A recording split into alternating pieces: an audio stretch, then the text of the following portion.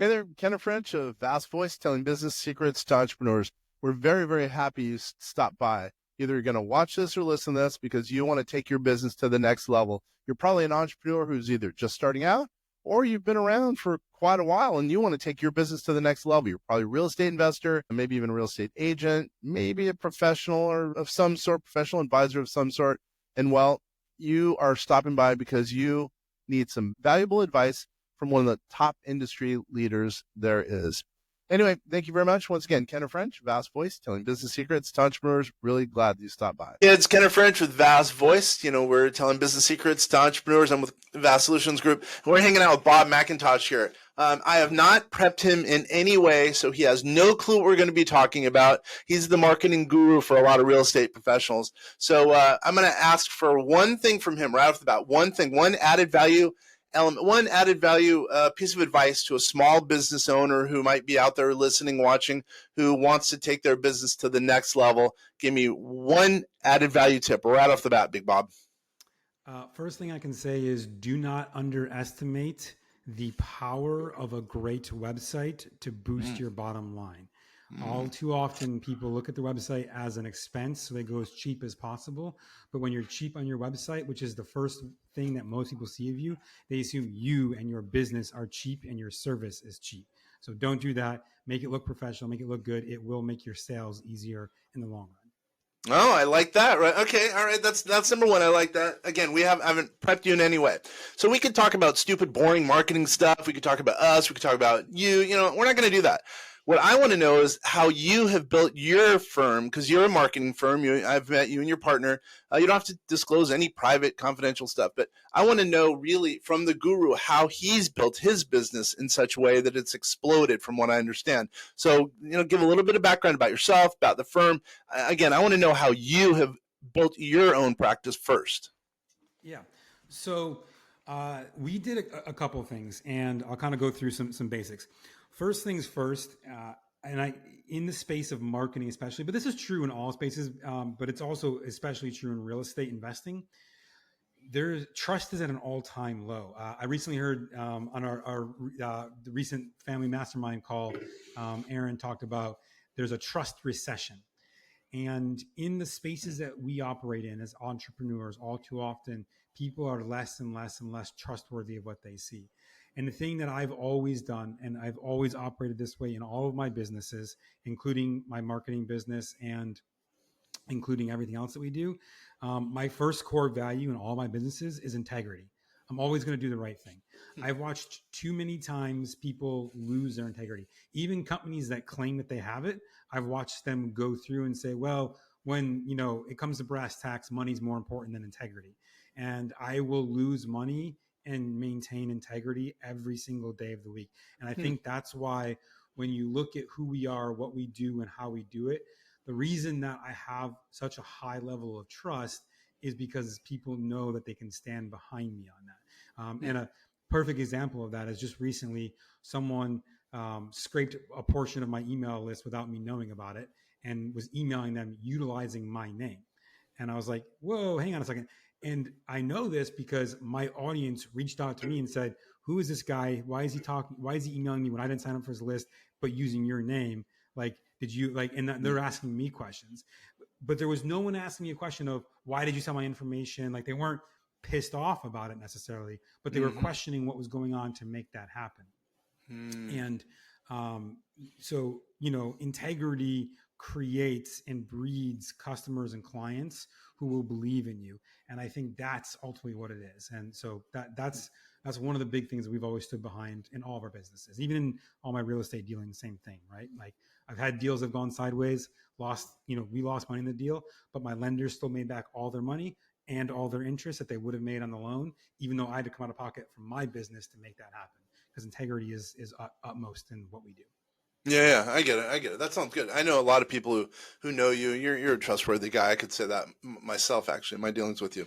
So, well, tell us a little bit about Big Bob. Who is Bob? Tell us who you are, and then again, let's jump into how you've built your firm. So people out there, who real estate agents or anyone who owns a small operating company can learn from really how you've built your business. Yeah. So, short version is I graduated college. I had some money courtesy of my parents and was like, what do I do with this money? And I ended up buying real estate. Hmm. Bought my first rental back in 2008 and I was like, okay, this is cool. I'm making money, but it's not enough for me to get out of working unless I work for the next 30 years. And I was like, well, that's not fast enough for me.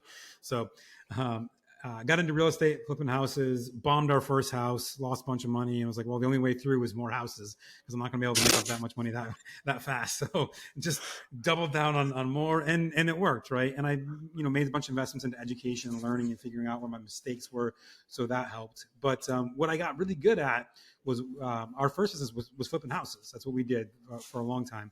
But I lived in Los Angeles and we did all our flipping in Buffalo. So I had to figure out, how do I help the business from 3,000 miles away? And this is like, for perspective, that doesn't sound crazy today, but in 2010, when I moved to LA, and it's like, hey, Dropbox and sharing files online is brand new. Like, we're like iPhone V3. I don't even think selfies were invented yet. Like, so this is a very different time. And so I got good at digital marketing because I was like, hey, I can do that from far away. I can do that with my full-time job and still benefit the business and grow. And so I did. And then I got, very good at that for our business. And then several education companies reached out to me and said, hey, will you build and teach programs to teach our students how to do what you did? I said, sure. So I did that. And then eventually that led me to saying, well, instead of just teaching it, what if I actually just do it for people? Because most folks have no idea what to do when it comes to digital marketing, or even worse than that, they think they know and they go do some things, or they read a book or a podcast or whatever, and they know just enough to be dangerous, and then it goes sideways. And in the space, especially of real estate investing, there's so many peculiarities of digital marketing for investors that are different than almost every other digital marketing business that you're going to do, that we do. Like, it's almost more difficult as an investor to do, which means it's more likely for someone to mess it up, unfortunately. I understand that. I get it. I get it. So, and by the way, you have an accent. I know where you're from, but I've forgotten. Where are you from? Originally from Buffalo, which is why we did all our stuff there. But I lived in New York City, Chicago, and LA. So I've picked up certain words with different accents. So usually people go like, wait a second. Hold on. I know. I know that's true, huh? Yeah. I lived in Chicago for a year, so I got a little bit of that Midwest. And then New York City for 4 years, so I picked up a little bit of that, New York City, New Jersey-esque, and then California, like, hey man. So it's like an amalgamation of those three things, which it's interesting. Seriously. All right. Cool. I got it. All right. Thanks for that background. So wait a minute. So you talked about the importance of a website. Being naive, I used to blow off the website. I used to think, oh, websites aren't important. I'm embarrassed to say that, man. Anyway, but now I've figured most business owners think the same way, so that's okay. But it's like a storefront. Back in the old days, people would have cool storefronts and then have wonky websites. Now, few people have storefronts, but now I think people are starting to figure out that they have to have a cool website, have to have a good community, etc. But anyway, tell us a little bit more about websites. Do you design them, by the way? Yeah, we design and build websites for all businesses. We have special offerings for real estate investors to get them up and going quickly, but we can build, like, we host hundreds of websites at this point that we've built ourselves. So here's the thing. When you're a business owner, especially a small business owner just getting started, it's not fair. And I wish this was the other way around, but it's not. But because you're a small business owner, the trust factor with you is at an all-time low, right? So think about this for a second. How many times will someone go to McDonald's and get their order screwed up by a teenager who doesn't give a crap about your food at all? They just want to get their $15 an hour and call it a day. But you'll keep going back there. You don't call McDonald's corporate and say, F you guys, you messed up my order for the last time. I'm never eating here again, right? You'll keep going back. But as a small business owner, when someone messes up, we won't return the same courtesy. Yeah. We hold them to a higher standard, despite the fact that they have less resources. And so what does that mean for us? It means that everything that we do has to be at a different and higher level of intentionality for us to be more effective. And the very first thing that most people are going to see about you and your business is going to be your website. And so what I see all the time is people go out to Squarespace, Wix, and these shitty websites, excuse my language, but they are. They build a shitty website that looks okay at best, has no thought behind the communication, what you say, why you say it, and how you say it. And it doesn't actually help your business. In fact, it hurts your business. Fun fact. 97% of people will judge your business's credibility based on only the design of your website, not the content, your accolades, your information, your testimonials, your reviews, your history, your BBB rating. They don't care about any of that. 97% will judge you based on just the design of your site. So if your design looks chintzy and cheap, they assume you as your business will operate chintzy and cheap. And most of us don't want to work with small businesses that are chintzy and cheap. We can go find big businesses that are happy to do that for us, and they will. So this is where people, in my opinion, they miss the boat. They think that their website's not important. And the reason that they do this is simple. It's because there's no direct attributable ROI to your website design, right?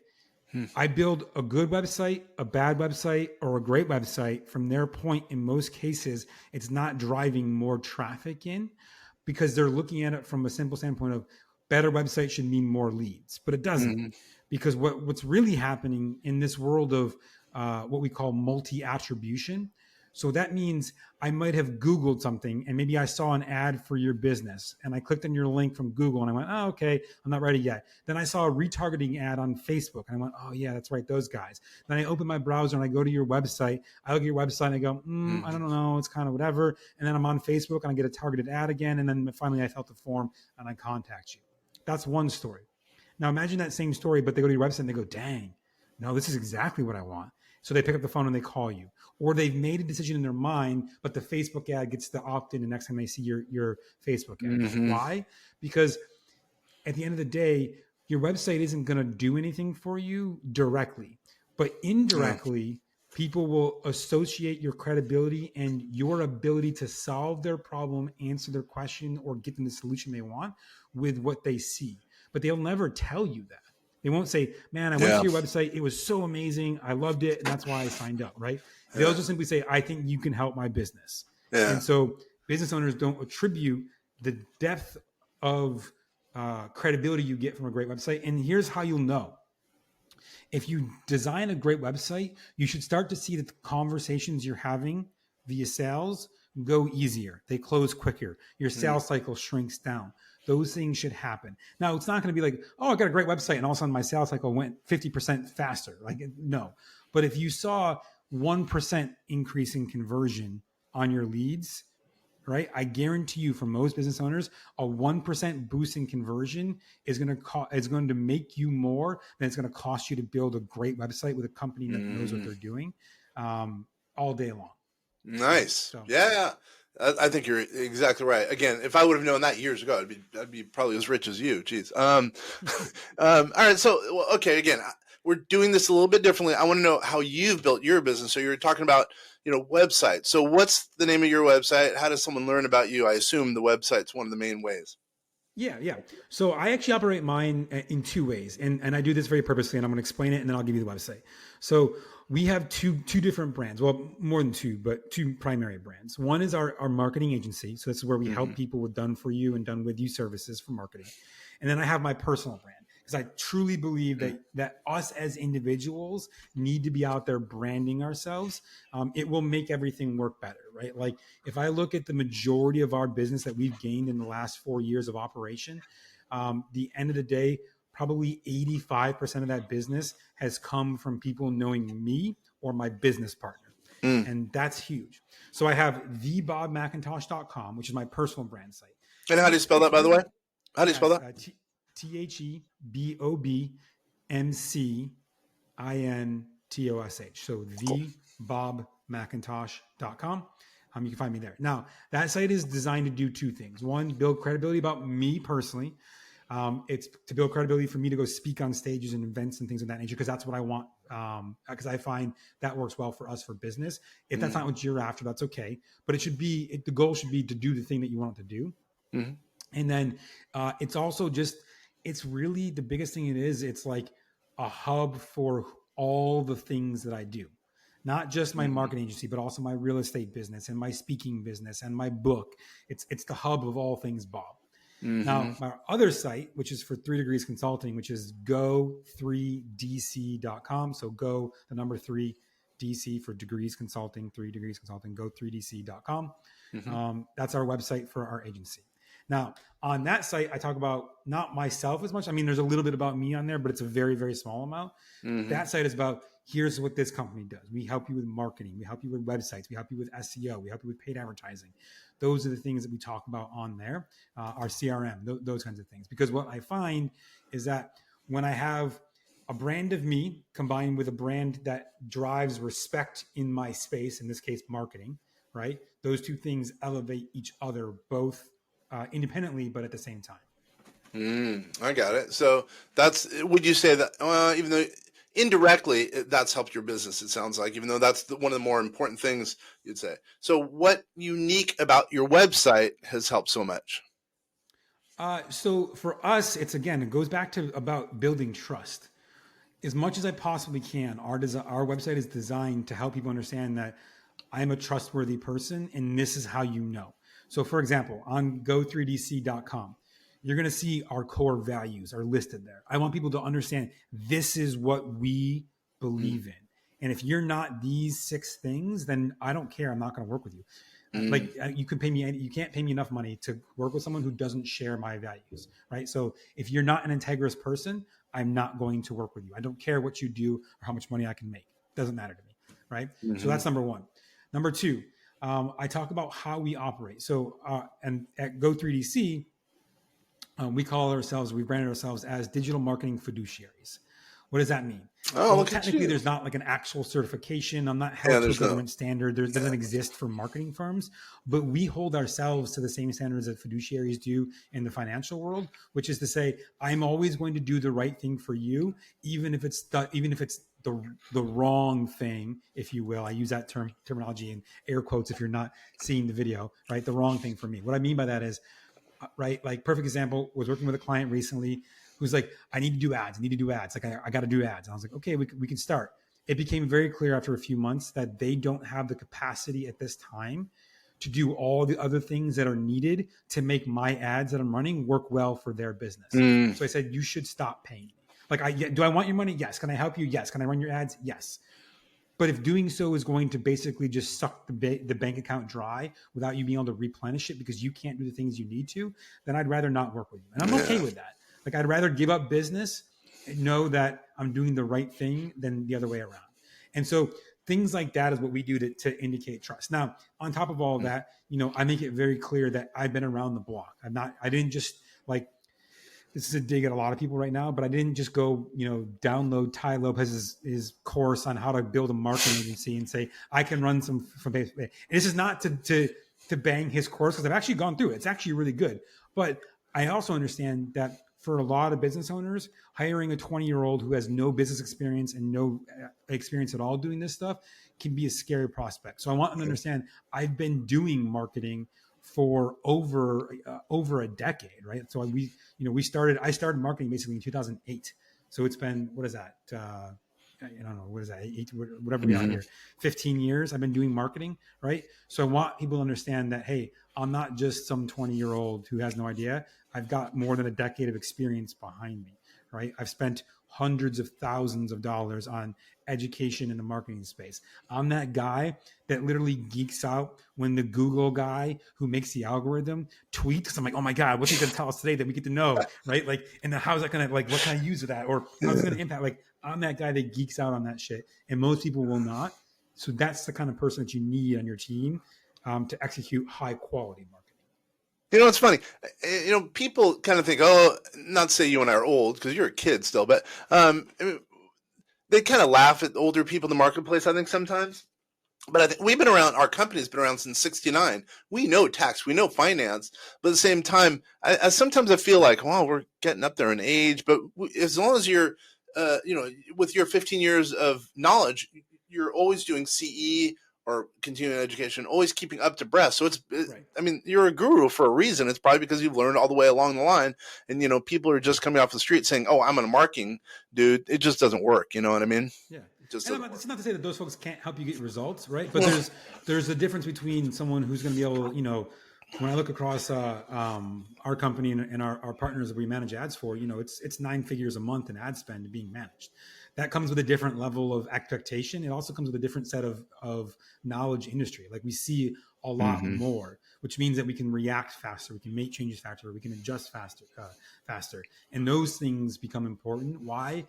Because if you're gonna look, if you're a small time business owner whose marketing budget's $1,000 a month, I'm probably not your guy. Transparently, like it's not like we operate at a different level at this point. But it's not to say that the 20-year-old can't help you, but as you go and as you grow, I have never, and this is something I pride myself on, I'm never so egotistical to think that I know everything.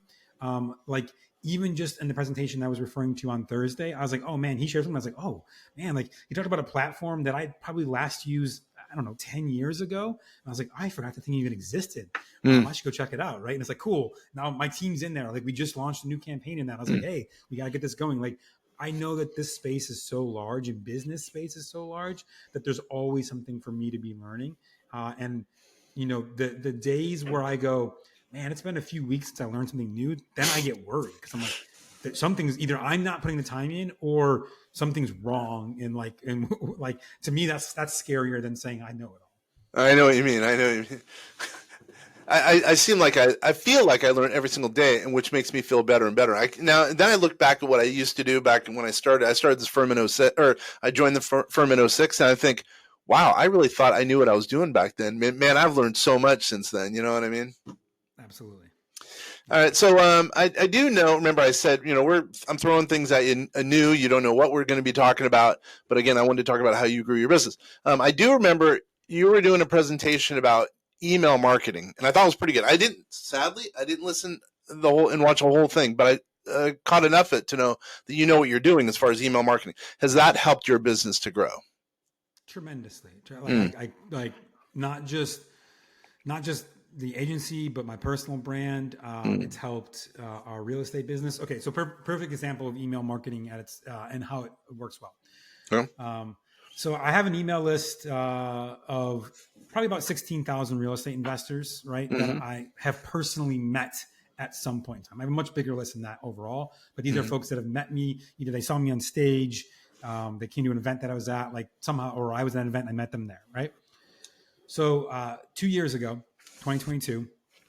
Oh, sorry, I know time, but a couple years ago, I was like, all right, look, when I get on stage, we close a lot more business. It just like people buy our stuff at a higher level, right? And even when you're a speaker, when you're speaking, when I'm people speaking buy on stage, him. right?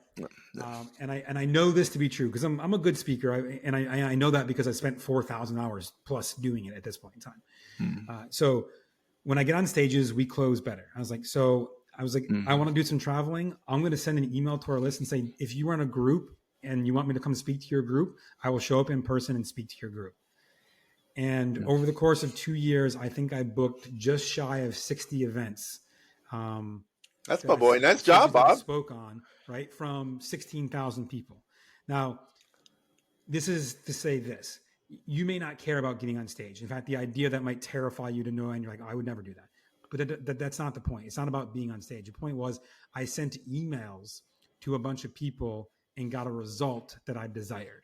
People think email marketing is dead, but it could not be further from the truth. The 2022 DMA number, which is the Digital Marketing Association, who tracks all digital marketing trends, in 2022, the stat was $42 ROI for $1 spent on email marketing. In 2023, the number decreased slightly, I believe, to $39 was the number that I saw last. Now, let's just say that they're full of it, and that number is, let's just, to make things easier, let's call it 40. Let's say it's a quarter of that. So it's actually $10, not 40. No. Imagine spending $1 and getting $10 back. There's very few marketing campaigns out there that produce those kinds of results. And so I don't care what anybody says. If it's just as quarter as good as what the DMA says, it's still a phenomenal ROI for what you're doing. And so don't sleep on email marketing. Now, the other thing though, and this is what I see people do wrong. And this is the people who say email marketing doesn't work. It's because they're doing it wrong. They're treating email marketing like almost like their website. It's like a thing that I have to do. So I just write these crappy emails that no one cares about. Email marketing that works is storytelling at its finest. It's taking someone on a journey with you about the things that you went through that caused you to start your business, run your business, get into this business. It's stories about your clients that you've helped or how you've, what you've done for them or the results you've gotten. When you treat email as a storytelling experience instead of just a general, here's information about my business, do you want to buy my stuff? You'll find that it works a lot better. But most people don't take the time to do that. And by the way, with AI these days, you can generate not necessarily stories per se. I mean, you could, but you can say, hey, here's a story. I want you to write an email that highlights this story and does, hits these 3 points. And ChatGPT will incorporate your story in with an email that it writes out for you and spit it out. It's never been easier to create good email content, but people are just lazy. And they're lazy because they don't look at the numbers usually and say, how do I attribute back the ROI to this? And they think that it's not worth their time. But I promise you it is if you do it right. Email marketing is the only way to go. We suck at all marketing. I'm embarrassed to say it. We suck at, social media marketing. We suck at everything. But I will say we are very good at email marketing. Our open rates are unbelievable, partially because we have a captive audience. People have to open our, we have 52% open rate, and that's blended rate. That's unbelievable. And that's not lying. That's not fictitious. I know that number, again, because we have a captive audience. But still, I feel very confident in, I always get good feedback. Oh, wow, that was a good email. And we send very little blurbs. But anyway, it blows me away that people don't use email marketing for their own. It's pretty much cheap. It's pretty much free. And it just blows me away. It's a fraction of a penny to send an email, right? So, and here's the thing. I want to cover something that you just said, right? So you have a 52% open rate. That's fantastic, right? That's phenomenal. And by the way, for those of you who don't understand this, let's go through that real quick. Thank you. Good point. One, average open rate for company-based email, which means like marketing emails that you're sending them in a sequence. If you're hitting 30%, that's phenomenal. 20% to 25% is good. 15 to 20 is okay. Below 15, below 10%, bad. Okay, so that's your numbers. So your numbers at 52% are beyond phenomenal. But those are our marketplace, our existing content. Okay. But anyway, yeah. But here's the thing that everyone else forgets. We get so caught up in the number of open rate, but you're forgetting one simple thing, which is that the other 48% who didn't open your emails on average are still seeing the name every single time you email. So that when they do think about doing your business services, you should be the first person that comes to their mind, even if they've never opened an email from you, because they know who you are, they know what you email about, they know what you do, and they've seen you so frequently that they understand that when they have that problem, that question, or they need that solution, you should be the first one.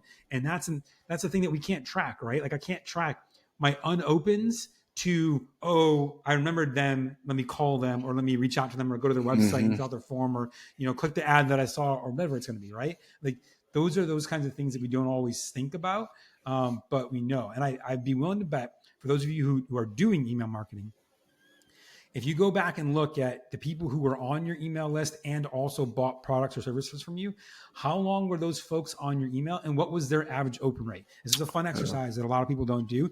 And you'll be surprised. A lot of times your buyers are not the ones that are clicking every email, right? They're the ones that are clicking 50% of your emails or 20% or 30% of your emails, but they still bought anyways, because it's not about getting them to open every email. It's about staying top of mind so that when they are ready to buy, you are the first person they think of. Yeah, you have to touch them a lot more nowadays from what all the marketer dudes tell me. Yeah. So, okay. So hold on. So talking about email marketing in general, but let's back up. What about the things that you regret? The things that you haven't done to expand your business there's two things. Either things that you've done that have worked well, or the things that haven't worked well. I'm kind of interested in what has not worked well that you're changing, and what are you doing to change it? Does that make sense? It does. So, I've made so many mistakes and things that we've done. I'd be here for like 6 podcast lengths to try to talk about that. But biggest mistakes that I've made is this. And this is coming from a marketer who knows better, but we all fall in the same traps of getting busy. Things happen, whatever, right? Number one, not continuing to write emails. When we first started our business, I would be in there creating 1 or 2 emails a week and adding to it so that my email sequence just continues getting longer and longer and longer. I always have subscribed to the idea of you either unsubscribe or die. That's the only way you stop getting my emails. But the reality is, even though I believe that, I do still believe that. The reality is I got busy in our business and I stopped writing emails. And so now I think I've only got like 60 or 70 emails written. So if I'm emailing out twice a week, even that's, not even really not even a full year worth of email content that they're going to get. And so I would change, and I am right now. Now I have team members helping me out with this instead, but commit as a business owner to write 1 or 2 emails a week. Anytime blast emails that go to either new or existing clients, right? I know these are ongoing sequence emails. So when we look at email marketing, right, there's usually 2 sequences. There's the initial opt-in, which is going to hit them for the first 7 to 14 days, depending on your sales cycle length, right? Get them to take whatever action, book a call, go buy a thing, whatever it is, right? Then there's the long-term nurture. The long-term nurture is what I'm referring to. People, you'd be surprised how many people come back to me years later and do something that I'm like, oh man, like a perfect example. We are right now, I keep getting deals, like these really good real estate deals emailed to me constantly. And I like all my money's out working for me right now. So I don't have any more to give. I'd love to have some more to put in these deals, but I don't. But I do have an email list of people who have money, right? That might be interested. And so, I can send an email just letting people know that we'll always have opportunities. And because I have a portion of my email list saying that we've always got opportunities, and I drop in opportunities, even if they're past one, it doesn't matter if it's from 2 years ago, 5 years ago, 10 years ago, it was still an opportunity when it came about. And I'll get people call me or email me and say, hey, I've been following your emails. I just had a loan come due. I don't want to re-up with that guy, or he doesn't have anything for me. Do you have any loans? Yeah, I'll find somewhere to put your money. Don't worry. Right? Like things like that. Or, we do a lot of websites, right? Perfect example is I had a person that said, yeah, actually you came and I saw you at an event and I opted in. I've been getting your emails. And I was like, oh, what event did you see me at? I was like, they're like, this one. I was like, oh man, that was like 2 years ago that I spoke to you. And they're like, and I'm finally ready to get a website. Can we get going now? Right? They're like, but what triggered me was, yes, they saw me at an event. They opted in. But what was more important, I've been getting your emails. I went into that particular instance's case. By the way, he had a 22% open rate.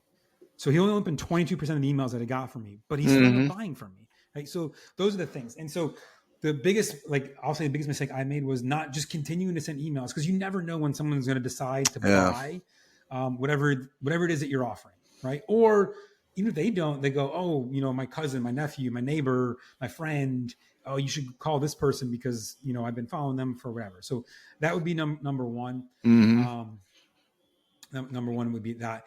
And then number 2, I have to pick between a handful of things. But number 2, I would say, I think I made a mistake on fulfillment. And what I mean by that. What do you mean by that? When you're a small time entrepreneur, so like 4 years ago, especially when we were just getting started, it was just my business partner and I, right? Like I had like one part-time person, but otherwise it was just the 2 of us. That's it. That was the whole company.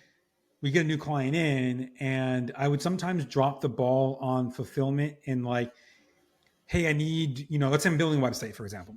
All right, well, I need your logo. Where's your domain? We need to get your hosting moved over. We need to get, what's your color palette? Do you have a brand guide?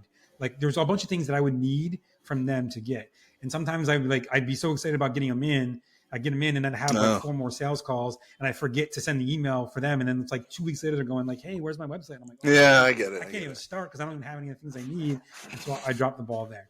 So, and I know that I'm bad at those things. So I wish, if I go back, I wish we would have outsourced fulfillment sooner, or gotten, like for me, getting a detail oriented person. I'm not hyper detail oriented in that capacity. I can be that because I have to play that role, especially in the beginning of the business. But now I've got team members that can do those things for me. But back then it was just me. And so in short, outsource. And when I say outsource, it doesn't have to physically be like a virtual in another country. It could be just, but not you, the things that you're terrible at. I'm terrible at details and fulfillment, honestly. So that's something I should not have tried to take on, because it just, we would have been grown faster if I wasn't in the weeds of doing that thing and been over here on sales, for example. I totally know what you mean. I mean, you got to come through. Service, getting them in the door is important. Service is really sometimes even more important. Yeah, you and I could be talking all day. You know, you and I were, you know, I know you're available for an hour, but I don't want to take more than 30 minutes. But, you know, here we are, a few minutes over 30 minutes. Okay, so just to close the door, land the plane, what's one thing, how about this? What's one thing we have not discussed that you think is worth a business owner knowing kind of as we get ready to, you know, land the plane? So the second biggest thing that most business owners are sleeping on right now is great follow-up in this marketing. So I talked a little bit about the trust recession and how trust is at an all-time low. Your follow-up is the biggest single way to dramatically increase trust with no additional effort from you. And what I mean by that is this. So like we have a CRM that you can get into, and it does email and text drip sequences over time. So like that's like long-term email marketing or text marketing. Having a great follow-up. So not just, oh, here's the thing, you know, go get it. Like talking to them, telling stories, engaging their mind, getting them in with you, that follow-up. Because when you write an email once for follow-up, if you wrote it well, it can be used for the next 1, 2, 3, 5, 10, 20 years in some cases, depending on. You're saying making it into a template, right?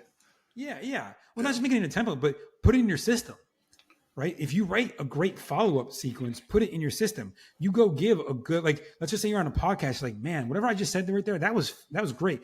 Get the audio transcription or audio file, transcribe it, put that into an email and add it to your follow-up. People are sleeping on follow-up. And here's the thing, they don't give it enough time. So right now, especially in the real estate business, let's take like, this is a hyper example, probably more than most other businesses. But if you look at motivated sellers, for example, on email marketing or text marketing, it takes almost 14 touch points for a motivated seller to decide to work with you right now. So, and when I say a touch point, that could be an email, a text, a message, an ad, a phone call, but something where they're communicating with your business or seeing your business in some capacity. 14, that's the average.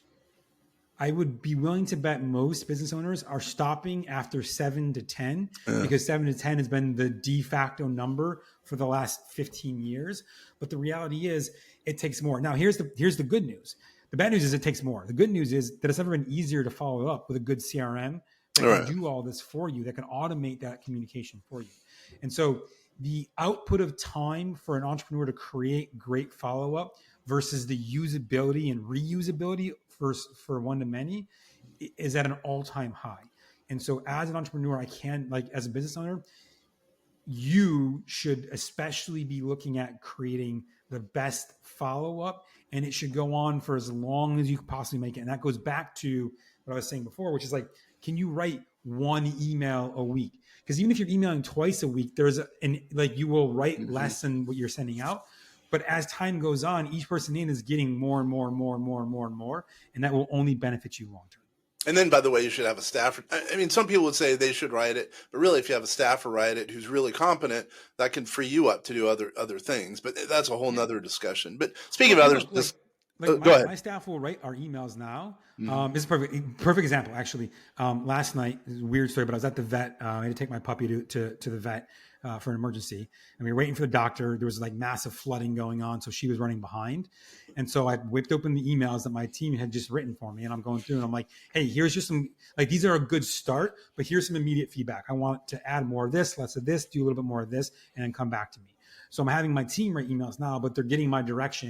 And then I said, hey, there's no stories in any of these emails. So what I want you to do is I want you to come back. There was a 20 email sequence that they wrote for me.